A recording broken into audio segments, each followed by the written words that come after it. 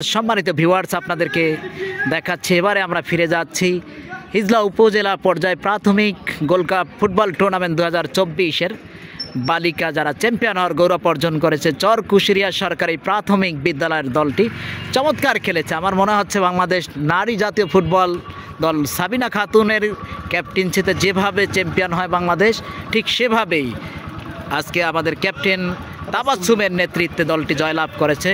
কেএসটিভির পক্ষ থেকে তোমাদের জন্য অসংখ্য অসংখ্য ধন্যবাদ এবং শুভকামনা শুভেচ্ছা জানাচ্ছি। প্রথমে ফিরে যাচ্ছি ক্যাপ্টেন তাবাসসুমের কাছে। তাবাসসুম, কেমন আছো তুমি? ভালো।